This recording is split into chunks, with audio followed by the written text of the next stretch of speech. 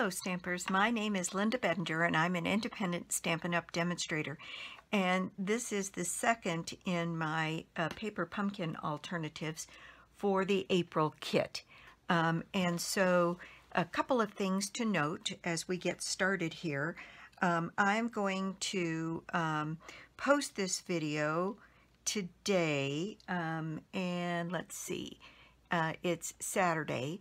So at the end of the day tomorrow, for those people that have made comments on the videos, I will draw a name, and I have an extra paper pumpkin kit this time. April kit, brand new, never out of the box, hasn't been opened. You are my anchor. And so out of the names of the people that place comments on this video, I will select a name, and then I'll post it up and select someone to win that paper pumpkin kit. So these are the three final alternatives, and let me show you the others and then we'll bring them back at the end. These are the first three that we did, and I got really nice response from these. So I'll have posted a total of 6 this time. So I'll move these out of the way, and I'm going to start with this one, and I'm going to change it up just a little bit. And it's also extremely easy to do and a fun technique because it can be used for any number of things. And so all you need for this, in fact, if you did it the way I did it here, you don't need anything but a card base, because I did my sponging and adding my images right on the front of the card, called a clean and simple, and put some twine around it here and did some stamping on the inside, and that would be the end of it. And I decided on this one, I liked the idea of having another layer and just a little bit more pieces, because I do like it, I think, a little bit better when it's a little bit more layered. And I've got kind of a rough edge here. I'm just gonna trim that off. Okay, so the very first thing we're going to do is to, this is 8.5 by 5.5, scored and folded at 4 1/4, just your regular standard size Whisper White base. This is Island Indigo, and this piece is 4 1/8 by 5 3/8, so just to leave ever so tiny a white border around this. And I'm going to go ahead and adhere this in place straight away on my card front. And again, just leaving that tiny little border around the edge. There we go. And then we're going to do our sponging and our stamping on this piece, which will then give us ever so slight an Island Indigo border around this. And I think it'll give a more finished look than this one. And I will wrap my twine around this piece here. So I'm going to bring in some scratch paper, and let's see, bring in another piece because I'm going to need to do some sponging. And I'm using Island Indigo, and there's no measurements on this. It's just what strikes you. And I have my sponge here with my Island Indigo ink on it here, and I'm just going to put this at an angle roughly from this corner down on this end a little bit, and I'm going to sponge a little bit heavier at the base and then up to the top here a little bit less, bringing my sponge in on the sides to darken that edge. And there we have our sponging done there. Now, while I'm here, I might as well just go ahead and stamp my images. So let's see, my stamp set here, I need, if I do it the same way, I need my lighthouse, which I'm going to put on here. For this, I need to ink up my lighthouse, and I'm really only going to do those first two lines across here in my lighthouse. And one thing about photopolymer is you can really see whether or not you've got things inked up as much as you think you do. And so I'm going to just make sure on those, and I'm going to put my lighthouse right up here in the corner. And this would be a fun technique to do with any color where you wanted to sponge a panel and make it look a little bit different. The other thing I have on there are those cute little birds. And so I'll do the birds as well. And it looks like the birds are, no two will ever come out exactly the same. There we go. That's plenty on there. And then I'm going to take my scratch paper and go back this way and do some more sponging.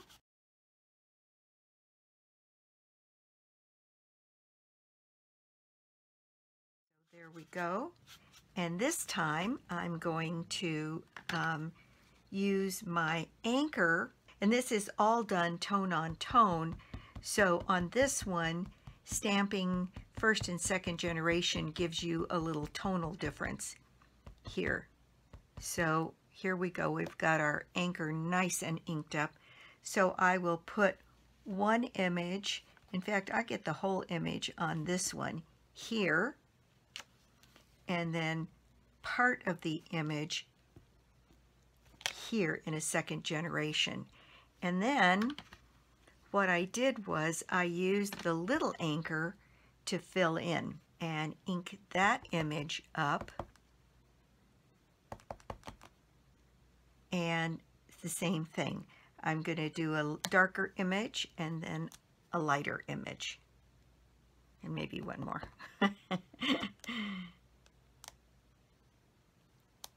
There we go. So we've got anchors now. Now then, this next piece, I'm going to ink up along this edge.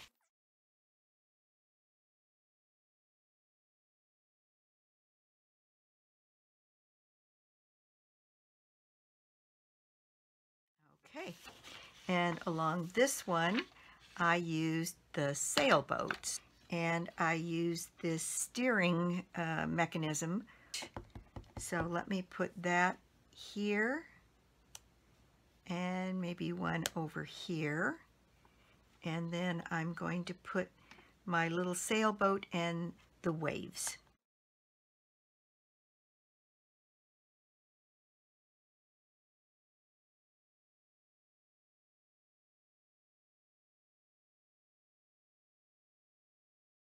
And then I think I will put the starfish on as well.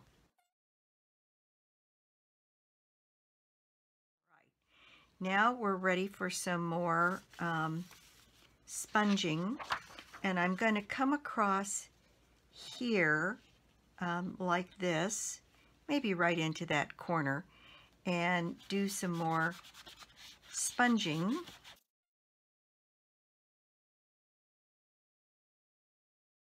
There we go. And on this one, I just put a lot of random images.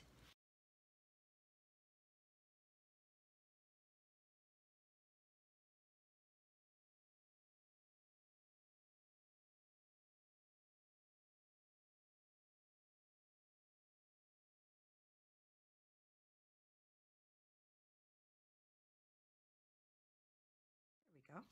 Now, on this bottom panel, what I'm going to do is ink up again my sponge, and again come up from the bottom and over from the sides to give some definition to those edges.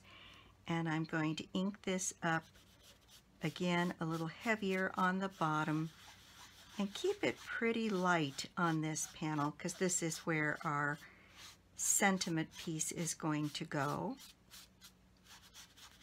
And I thought on this one, some of the little birds, then the ahoy and a happy birthday would be appropriate.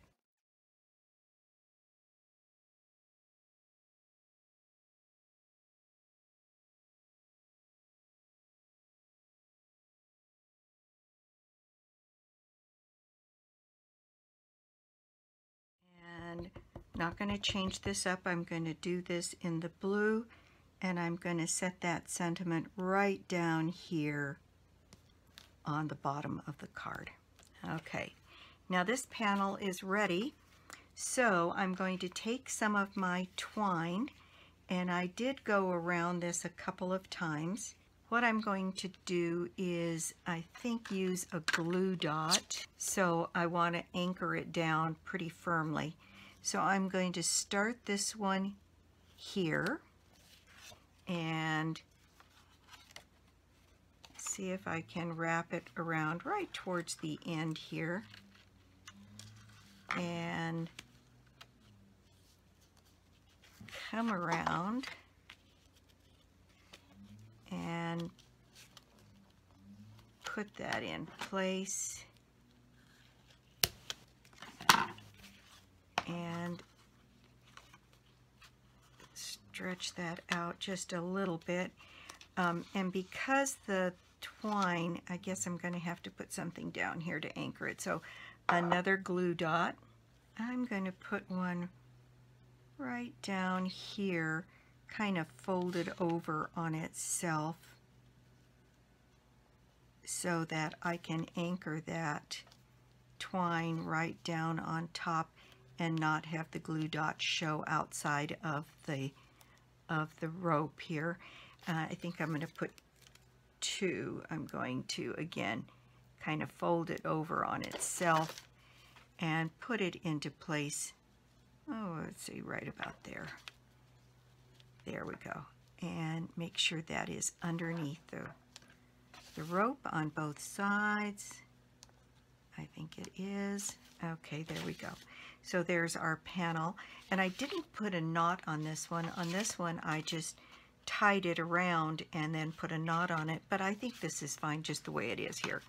So this is now going to go on here. And because the rope is so thick, it's going to have to go up on dimensionals.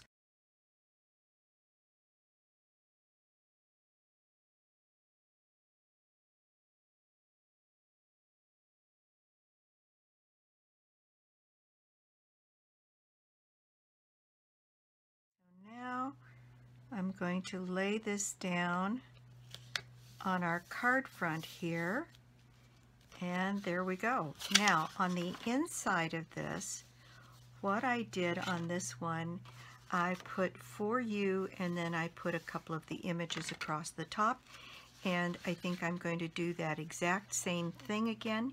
So first of all, I'm going to put the for you, and this time I'm going to put it in the middle.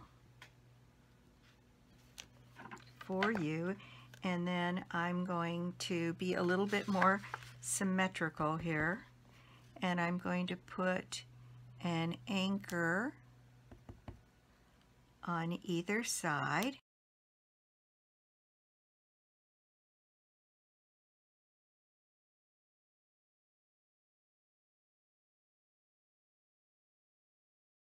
And there we go. There is our card number 4 in our series.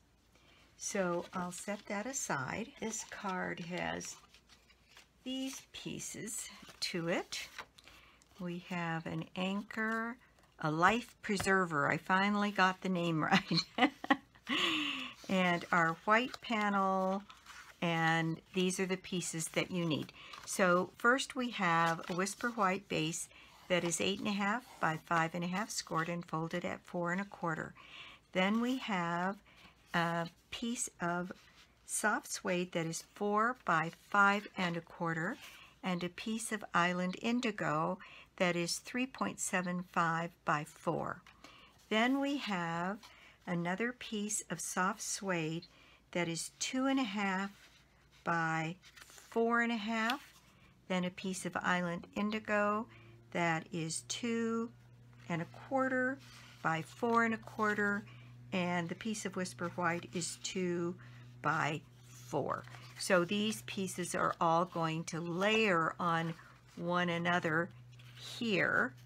And what we're going to do is a bit more sponging, in that this anchor, I think, is better in the soft suede.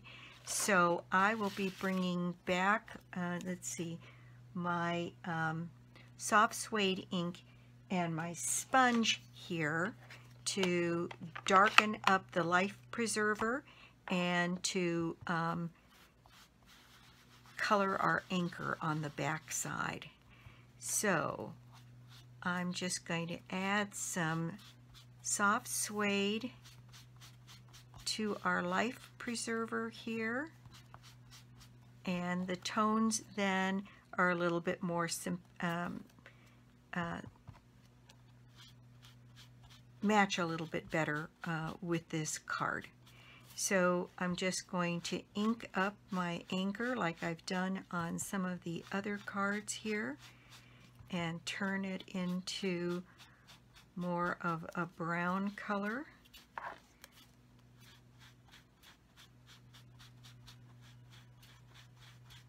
There, I think that's enough. So those two elements are ready, and we're going to put this piece, and we're going to set up our lighthouse to be stamped on this.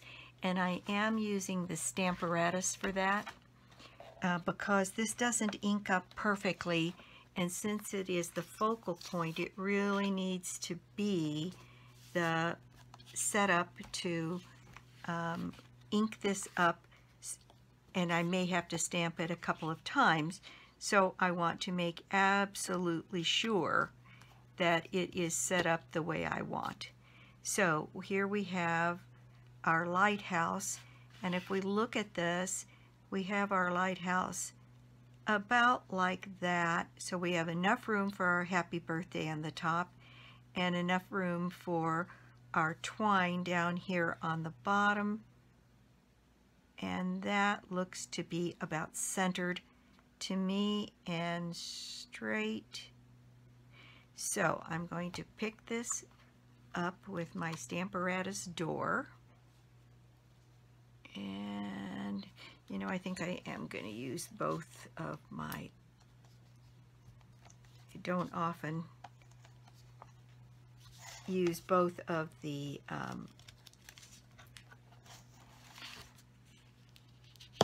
magnets here, but I do think I want to make absolutely sure that thing doesn't move. Okay, I think we're ready to go. So I'm just going to ink this up.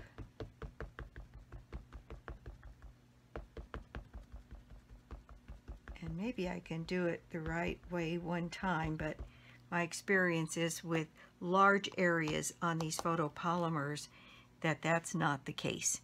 So I'm going to put down my image, and sure enough, it needs more, and that's the beauty of having the Stamparatus, because you can make sure that you're stamping it over and over again in exactly the same spot.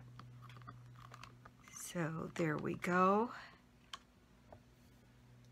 And there we go. I'm going to put one more right here on these two pieces and see if I can't get those little speckles gone. That's nice and solid. Very good. All right, so I'm very pleased with that. And so there we have our panel stamped. I'm going to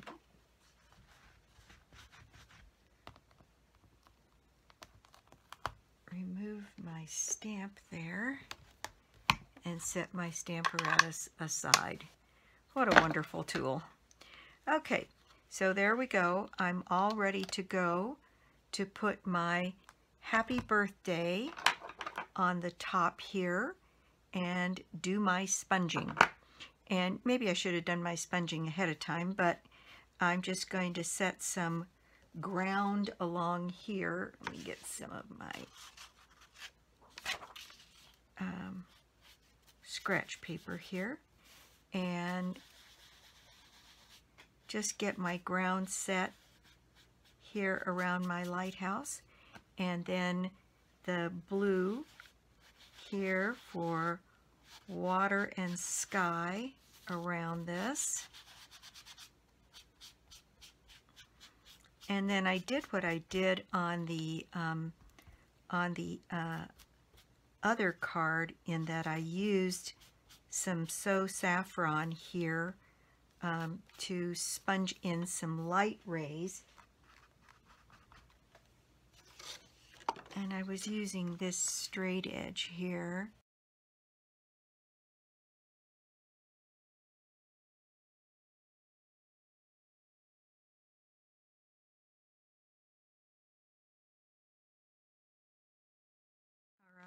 And then stamp my happy birthday at the top.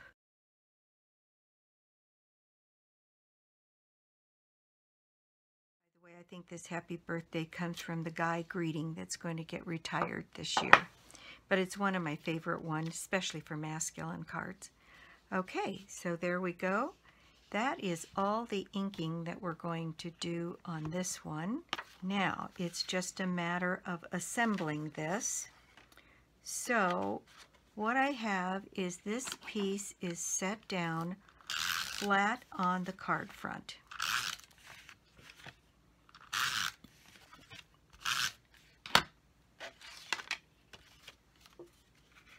So there we go, nice and flat on the card front. Then my Island Indigo layering piece is also flat on the card front. Oops, I forgot to cut a piece. I need this piece, and let's see. That piece is 4 by 2.5. So I'll need to cut a piece that is 4 by 2.5. Okay, so this piece needs to go down here, and this one I raised it, and I think I'm going to lay this one flat on this one and raise the lighthouse panel.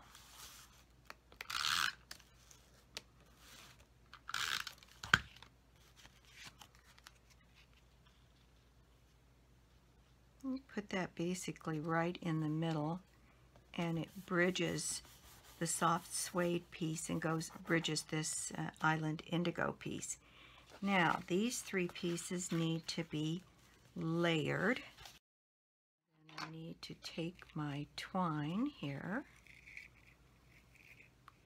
and I'm going to do what I did before, and that is use a glue dot or 2 to hold this twine in place. Glue dots are wonderful. They stick anything to anything.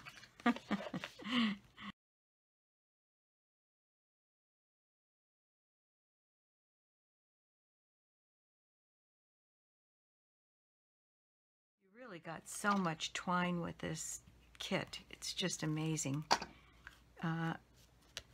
Plenty of supplies here. Okay, so there we go. Oops, that's not very tight. So let me pull that one a little tighter. There we go. All right. So I think then I'll put this one up on dimensionals.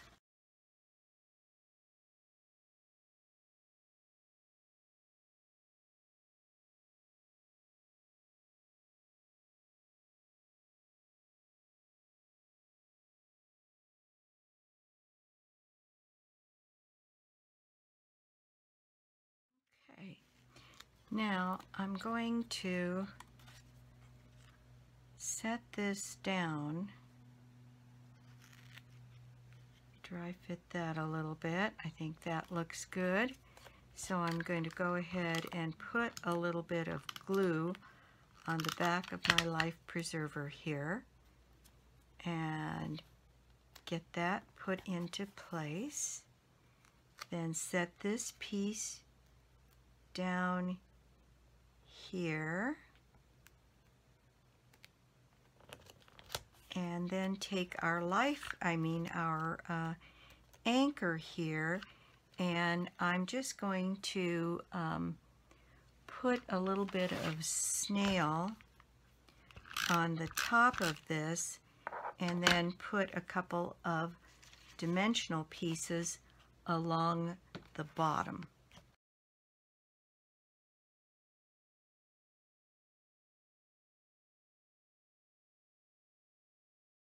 I'm going to set our anchor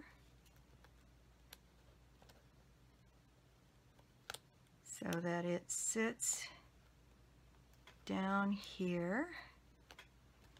And there is card number 5. I think it's just cute as it can be. And on the inside, I did put "You Are My Anchor" and then a series of anchors down the end here. So I will do that.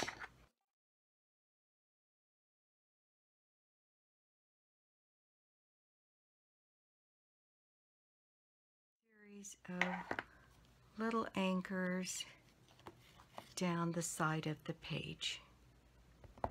The biggest issue here is making sure that your anchor is completely loaded up with ink. There we go. I think that looks pretty good. All right. So that is the end of that card. And now we have the last card to do, and that is this one.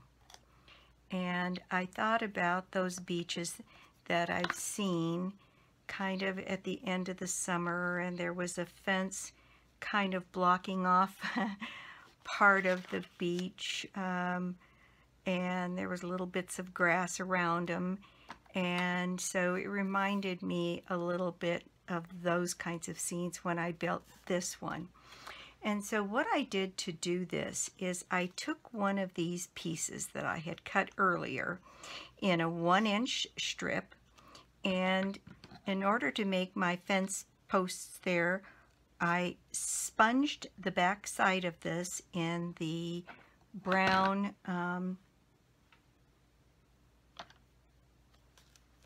ink here, the soft suede, and then I took these little strips and I just sliced a couple of them, and they're just the perfect size if you slice them right in the stripes in which they appear. And so I needed about, I'd say, I think I counted 10 on the one that I've got there, and so I've made some of those ahead of time. And this one has these pieces. We need a card front here that is 8.5 by 5.5, scored and folded at 4 1/4.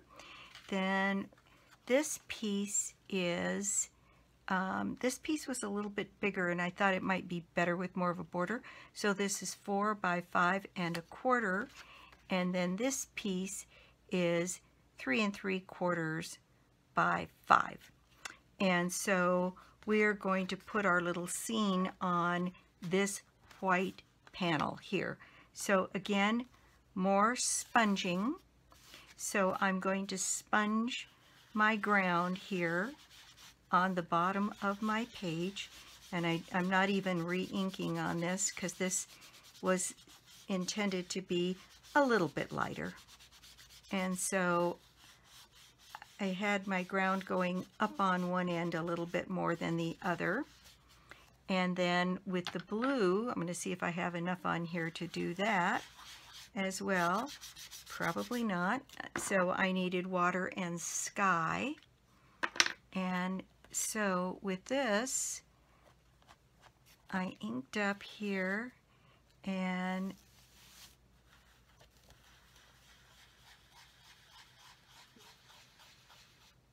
got some water here, and then off a little bit lighter in the sky. And I didn't get every spot there because I wanted it to look a little bit like clouds. And then down here, what I did was I took a little bit of an edge of the sponge and I added just some touches along here so it might look a little bit more like water with the edge of the sponge. And I'll bring that up so you can see. So I'm just creating the illusion of some water, and then the upper part is a little bit lighter to indicate maybe some clouds. So that's all there is to that. And I am going to go ahead and sponge the whole thing in the blue because it's going to be sitting on an Island Indigo piece, so I think it makes sense to do that. Okay, so there we go. And on this one, I did use, instead of the sponging that I'd done on the others, I used my yellow watercolor pencil. And I'll have to admit the reason I did it is because I put my lighthouse on first and then I couldn't sponge. But I actually liked the way it came out, so I'm going to do that again. I'm going to take my lighthouse and I'm going to put it up on dimensionals, but I did want some minis as well. Okay, so I'm going to put larger type dimensionals up the lighthouse back here, and then use a mini dimensional right here at the top. And I really like the way that came out, so I'm just going to do it again. So I placed my lighthouse as though it were right on the edge of the water here, so that I had plenty of space to put eventually my happy birthday at the top. And I placed it pretty far over this way and set it in place. Straight would be good. And then I used my watercolor pencil to color the lighthouse window itself, and then to put some yellowish rays coming off the lighthouse here so that it might be dusk here. And put them on both sides here, and just beginning to get the rays of sun. Then I used my same Stampin' Blend, the light Old Olive, and I put some grasses, and you can see what I'm doing here is if you make a V and then add some other pieces around it, you kind of get something that looks a little bit like grass tufts. And I'm going to put them all over, and then I'm going to put my fence in place over these this time. One more down here. Okay, and sometimes they go along on an edge, and so that's it for that.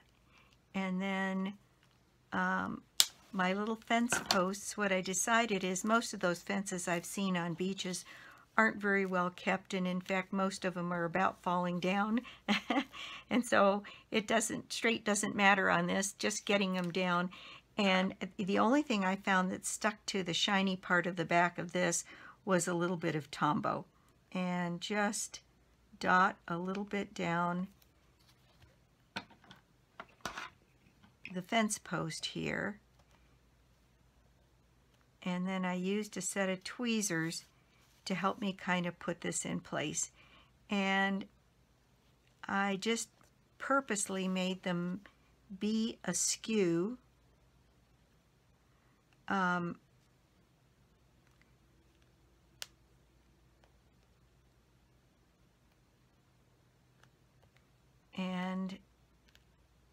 what did I do? I think I did put 6 across.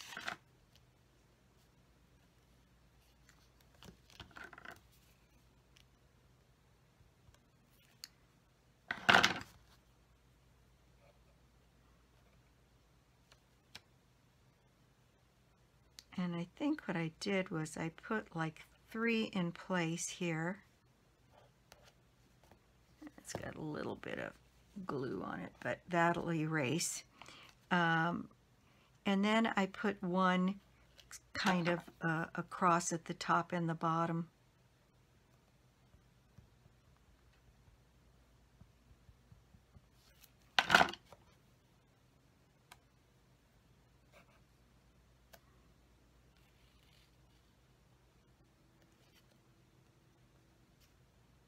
Okay, then a few more posts across. This one was actually kind of fun to figure out. I tried to think back about when I had spent some time on a coast where there might be such a thing as a lighthouse and what I observed. And this is, a lot of these renditions are things that I just kind of remembered about that experience.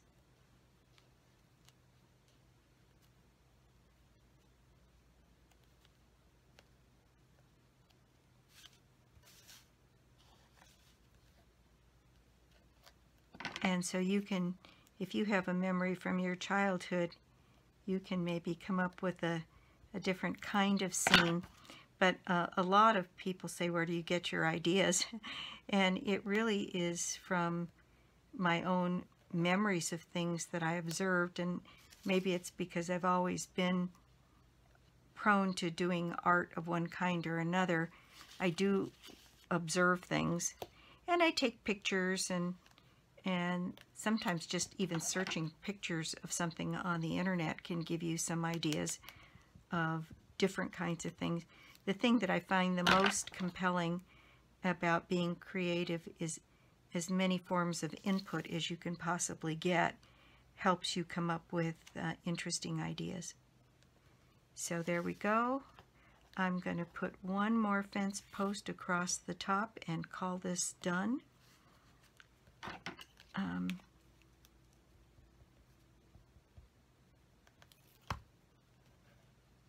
And I don't think I used as many on this one, but that's fine. It's all just a little bit of what you remember and that you get the idea of it. So there we go. This one, my fence here is a little less orderly than the first one, but I guess a broken down fence is a broken down fence. Okay, so then I took my black marker and I made my birds. And these birds are a little closer in, so I gave them more of a body, and I'll show you what I did with that. Basically, what you want to do is make a flat piece, a small V, and a flat piece. Now, to add a body, all you're really doing is adding an oval kind of to one side and blending it in, and then it looks more like a bird body. And if you have one that's more like this, putting a little bit more at the bottom makes it look a little bit more like a bird. So that's all I did, and I'm just going to put in some birds here.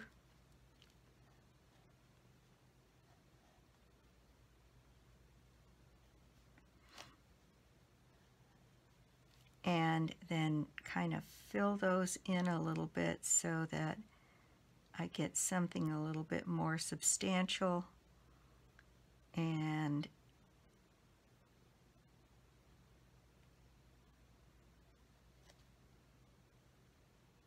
you can see there isn't much science to this at all. It's whatever makes you feel like you've got more of a bird shape. And it is a handmade card after all, so having a few more things that remind us that this is handmade certainly doesn't hurt anything. And I may have to put one right there in the background because I've got a little spot. And maybe one more right in here.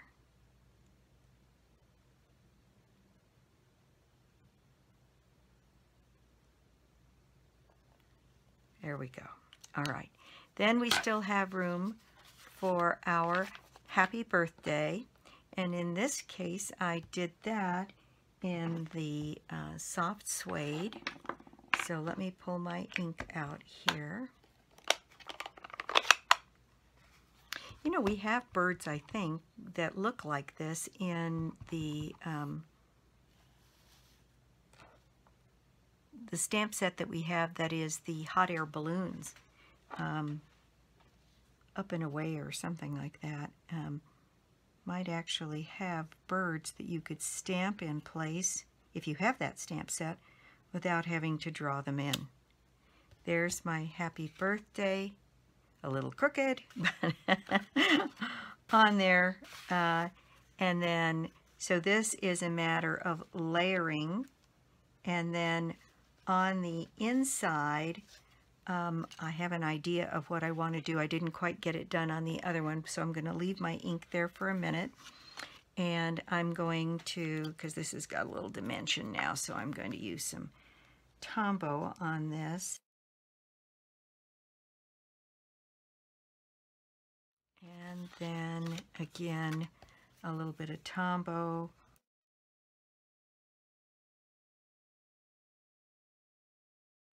Okay, there we go. And I had put a lighthouse in this one to remind me that one of the things I was thinking about was using my lighthouse again here, and getting it inked up really, really, really well on this soft suede, and then stamping off once, and then putting part of the lighthouse down here on the bottom. And when you do yours, you watch that you don't get a smear in the middle. I can fix that later. But that's the only decoration that I want to put on this one on the inside. And let's see if I can't do that more successfully on this card by wiping off my block. Stamping off once, and then putting my lighthouse, or part of my lighthouse, right down here on the bottom. There we go. And so I thought that would be a little bit different in the way of a decoration for the inside. So that is card number 6, and the last of my paper pumpkin alternatives for this month. Again, if you make a comment on the video, I will reach back out, and today and tomorrow, and when I see the comments on there, I will pick someone, and we will give them a paper pumpkin kit that is of this particular set. So let me bring back all of the cards that we did with this paper pumpkin kit. So in fact, I'm just going to bring back one of each because there's so many here that let me see. So we have 6 different cards. This one is just a little different from one to the other. This one has layers and this one doesn't. And then we have those original 3 that we made earlier. So there are the 6 paper pumpkin alternatives this time. And thank you so much for stopping by my YouTube channel today. I do so appreciate it. And if you don't already have a Stampin' Up! Demonstrator, I'd love to be your demonstrator, and or you could join my team. Joining Stampin' Up! Is $99 for $125 worth of material, and if you joined now, your first full quarter won't be until the end of September, So you join and you have until the end of September to make your first minimum of $300. And that gets you through year end. So again, the paper pumpkin kits right now through May the 10th can be ordered from my website, www.albedinger.stampinup.net. And if you order, you get your first 2 kits at 50% off for new subscribers. So it's a heck of a deal. And the kits are always so much fun. The kits, as they were intended to be made up this time, again, were these cute little boxes with one each of 5 different card designs in the box. So a little gift card set. And those are just cute as they can be. And making them up this way is perfectly appropriate. But a lot of people, my customers particularly, like making full-sized cards. So I always try to do full card size alternatives, and I usually do 5 or 6. This kit was so rich with possibilities that I ended up doing 6. And like I said, make a comment on the video at the bottom today or tomorrow, and I will pick a name from those who commented and push that back out again, let that person know. And I have to give away this paper pumpkin kit for April to make all of these lovely projects. So let's see, the prize draw for this month is an embossing kit, a Versamark pad, a re-inker, an embossing buddy, and 5 embossing powders, gold, silver, copper, clear, and white. And so that's it for me today. Again, thanks for stopping by. I appreciate it. And I'll be back soon with more projects and more cards. Bye.